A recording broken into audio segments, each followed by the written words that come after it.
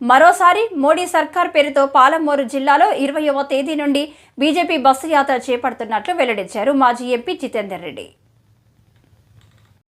మహబూబ్ నగర్ జిల్లా జడ్చర్లలో ఏర్పాటు చేసిన మీడియా సమావేశంలో ఆయన మాట్లాడుతూ ఈ యాత్ర ద్వారా సంవత్సరాలలో మోడీ సర్కార్ సాధించిన విజయాలను ప్రజలకు వివరిస్తామని తెలిపారు. హైదరాబాద్ను ఉమ్మడి రాజధానిగా ఉంచాలంటూ వైవి సుబ్బారెడ్డి చేసిన వ్యాఖ్యలు ఆయన వ్యక్తిగతం కావచ్చని, రాష్ట్ర పునర్విభజన చట్టం ప్రకారం 5 సంవత్సరాలు ఉమ్మడి రాజధానిగా ఉండాలని నిర్ణయించినప్పటికీ ఆంధ్ర నాయకుల కోరిక మేరకు 10 సంవత్సరాలకు పొడిగించారని, 10 సంవత్సరాల తర్వాత కూడా ఉమ్మడి రాజధానిగా ఉండాలంటూ కోరడం సరైన పద్ధతి కాదన్నారు. ప్రధానమంత్రి మోడీ అమరావతి రాజధానిగా శంకుస్థాపన చేశారని, ఇప్పుడు మరో రాజధాని ఎందుకని జితేందర్ రెడ్డి వ్యాఖ్యానించారు. తల్లి దగ్గర అక్కడ నుంచి మనం మొదలు పెట్టుకుంటున్నాం. దానికి కృష్ణమ్మ యాత్ర అని చెప్పి మనం పేరు పెట్టుకున్నాము. కాబట్టి అక్కడ నుంచి స్టార్ట్ అయ్యే దాంట్లో సీనియర్ లీడర్స్ అందరూ కూడా పాల్గొని వివిధ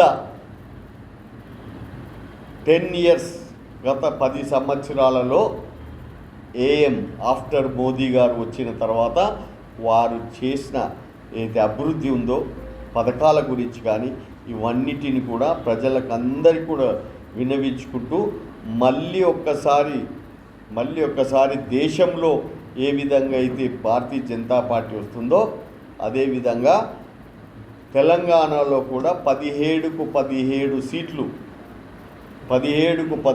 సీట్లు ప్రజలందరూ కూడా అభివృద్ధి చేస్తున్న మోదీ గారికే వేయాలి. మాకు కమలం పువ్వు తప్ప వేరే ఏది కనపడతలేదు.